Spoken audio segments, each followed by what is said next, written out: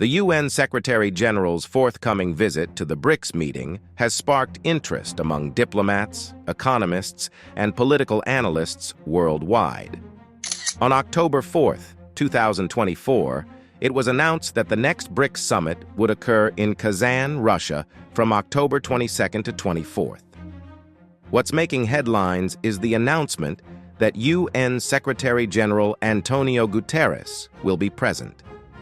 Subscribe to the Global Narrative to receive the most recent updates on the world economy and finances. Guterres' choice to attend the BRICS meeting highlights the BRICS' expanding role in global governance. The United Nations, as the world's leading international body, recognizes BRICS as a vital participant in determining global affairs. Guterres is anticipated to advocate the UN's Sustainable Development Goals and seek BRICS' help in addressing challenges, including climate change, poverty reduction, and global health. However, Guterres' attendance is a delicate balancing act. The UN chief must manage the complex dynamics between BRICS and Western-led institutions, with BRICS frequently promoting itself as an alternative to the Western-dominated global order. The program for the BRICS Summit 2024 is jam-packed with lofty aims and far-reaching projects. Economic cooperation is at the forefront as BRICS members seek to strengthen their BRICS economic partnership strategy. This might include conversations about lowering trade obstacles, aligning regulations, and possibly negotiating a BRICS-free trade agreement. There has also been a suggestion of developing a BRICS payment system to simplify transactions between member nations. Intra-BRICS commerce is another popular issue. Despite the group's economic might, BRICS trade remains relatively low in comparison to global trade. Expect to see measures targeted at increasing these figures, possibly through preferential trade agreements or cooperative investment ventures. Political coordination is where things become fascinating. BRICS has become increasingly active in global issues, and this summit is expected to be no exception. We may see coordinated pronouncements on contentious issues such as climate change, international security, or global governance structure reform. Keep an eye out for conversations over UN Security Council reform, as some BRICS countries, most notably India and Brazil, have long argued for permanent seats on the Council. In recent years, the BRICS countries have become more aligned with the United Nations Sustainable Development Goals, and this trend is expected to continue. Climate change, in particular, is expected to rank high on the agenda, with the group now including large oil producers such as Saudi Arabia and the UAE, as well as nations that are particularly vulnerable to climate change, such as Ethiopia. We can expect some interesting arguments and potentially ambitious pledges. The BRICS nations are also establishing themselves at the forefront of technological cooperation. Expect debates about the digital economy, cybersecurity, and upcoming technologies such as artificial intelligence. There has been talk of establishing a BRICS technology transfer framework to enable member nations to share breakthroughs and best practices. BRICS has long positioned itself as an alternative to the current global order, contesting the dominance of Western-led institutions such as the World Bank and IMF. This summit could see the rhetoric escalate even more. De-dollarization attempts are one area that should be actively monitored. BRICS countries have been looking for measures to minimize their reliance on the US dollar, such as utilizing their currencies for trade and even developing a BRICS currency. Guterres' presence is critical in navigating these goals properly. Given the BRICS' expanding economic and political influence, the UN is interested in developing cooperation with them. Guterres, on the other hand, cannot be perceived as supporting any actions that might weaken existing international institutions. This balancing act extends to other areas, including UN Security Council reform. It is also vital to consider how the BRICS' expanding prominence would affect global alliances in general. The group has been a big supporter of South-South collaboration, and we should expect to see additional initiatives in this direction. But how will this affect relations with other regional blocs, such as ASEAN and the African Union? And how will Western countries react to the BRICS' increased assertiveness on the world stage? Each BRICS leader brings a unique agenda and national interests to the table. Given Russia's increasing isolation on the global stage, Vladimir Putin sees BRICS as a critical platform for asserting its influence in world affairs. Chinese President Xi Jinping has pushed for BRICS to play a stronger role in global governance, seeing it as a counterweight to Western hegemony. India's Prime Minister, Narendra Modi, has advocated for a more prominent position for India on the global stage, including a permanent seat on the UN Security Council. Brazil's leader has prioritized economic cooperation and sustainable development within the BRICS framework. South Africa, being the only African member of the original BRICS, frequently promotes itself as a link between BRICS and the African continent. The new members, Saudi Arabia and the UAE, have substantial economic clout, particularly in the oil industry. Iran's admission adds another degree of geopolitical difficulty, considering its poor relationship with the West. The UN Secretary-General, Antonio Guterres, has a history of working with BRICS, but this conference is particularly significant. He is expected to approach the summit with a carefully designed diplomatic strategy, aiming to deepen UN-BRICS collaboration while maintaining the UN's status as the premier forum for global cooperation. Guterres' vision for UN-BRICS collaboration is likely to include leveraging BRICS's economic power to support sustainable development goals, engaging the group in climate action, and potentially mediating some of the geopolitical tensions that exist both within and between BRICS and other global actors. Other global actors are closely following these events. The G7 countries are likely to pay close attention to the BRICS conference, with some trepidation. The growth of BRICS and its increasing assertiveness on the world scene might be interpreted as a challenge to the G7's power. Emerging economies outside of BRICS are also paying close attention, as BRICS symbolizes a different model of development and a potential counterweight to Western-dominated international organizations. Some may consider submitting their own BRICS membership applications in the future. This scenario also involves international agencies, such as the World Bank and the International Monetary Fund. The growing prominence of BRICS, particularly with the development of the new development bank, may be viewed as a challenge to their conventional duties. In the best-case scenario, the UN and BRICS might strengthen their cooperation, resulting in progress on global issues such as climate change, poverty reduction, and peacekeeping activities. If the BRICS and the UN can reach an agreement, multilateralism might be strengthened, leading to more inclusive global government.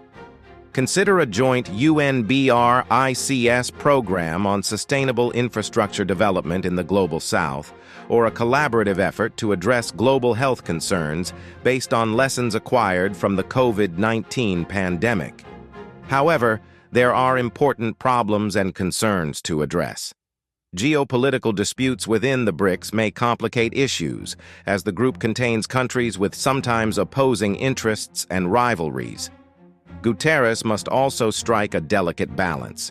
He will need to interact with the BRICS in a significant way, while avoiding appearing to support any measures that could undermine existing international arrangements.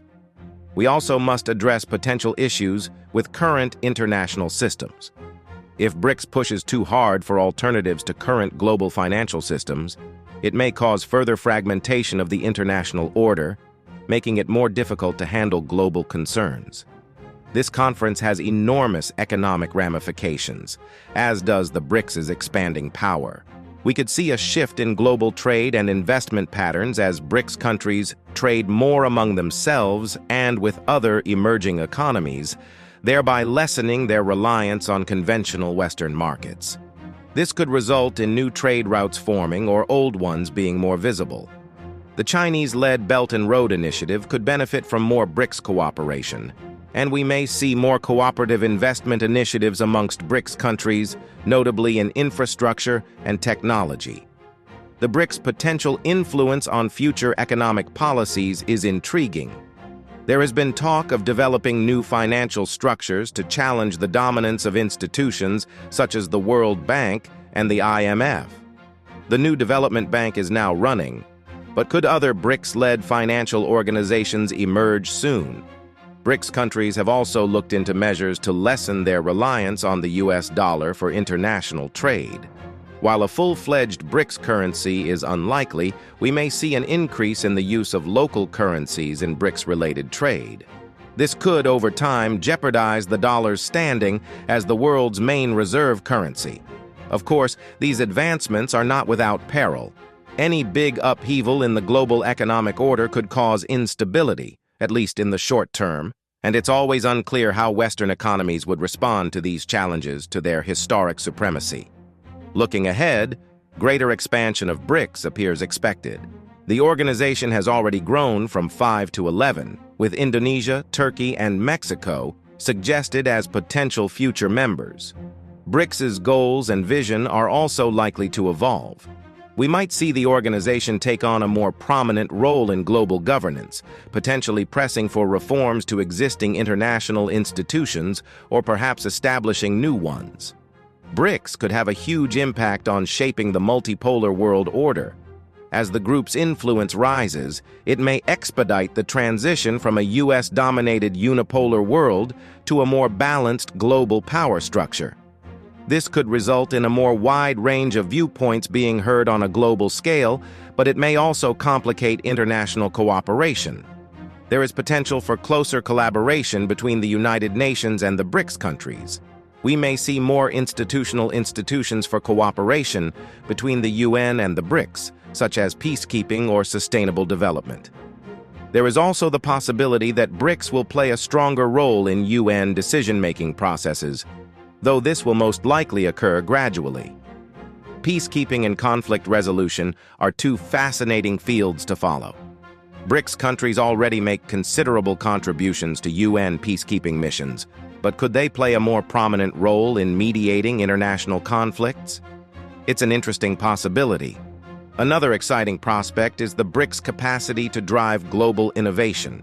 The group includes some of the world's most advanced countries in subjects such as artificial intelligence, space exploration, and biotechnology. Could the BRICS countries collaborate more in these areas? Perhaps collaborative research endeavors or technology efforts. Space exploration is an especially fascinating subject. Several BRICS nations have aggressive space projects. Could a BRICS space agency eventually compete with NASA and ESA? Stranger things have happened in international affairs, notwithstanding how unlikely it may appear. Finally, BRICS may play an important role in establishing global standards for developing technology. As these countries continue to develop, they may increasingly influence the rules and conventions that govern emerging technology. This might have far-reaching ramifications for everything from data privacy to the ethics of artificial intelligence. Qatar's involvement at the conference demonstrates the BRICS' expanding global prominence. It indicates that the UN realizes the importance of deepening its engagement with this growing bloc of states, which now account for a sizable share of the world's population and GDP. The ramifications for the global economic and political landscape are significant. We may be witnessing a shift in the balance of power as the BRICS countries express themselves more aggressively in international affairs.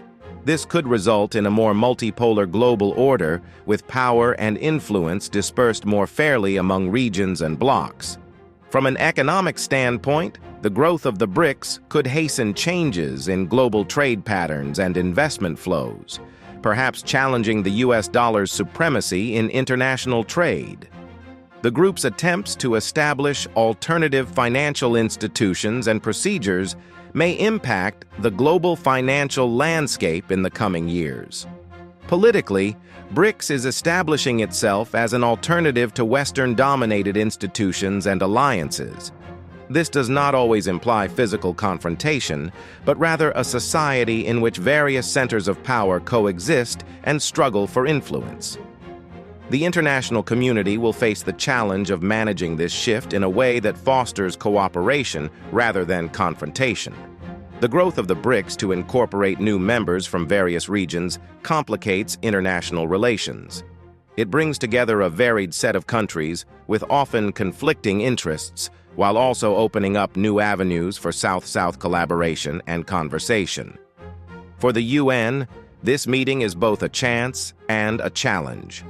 On the one hand, working with BRICS might help the UN become more representative and successful in addressing global issues. To maintain its position as a neutral venue for international collaboration, the UN must carefully handle tensions between the BRICS and other power blocs. Looking ahead, there are a few crucial developments to keep an eye on during and following the summit. First, pay attention to any coordinated declarations or initiatives issued by the BRICS. These could provide vital insights into the group's global aims and ambitions. Second, keep a watch on Guterres' interactions with BRICS leaders and any agreements made about UN-BRICS cooperation.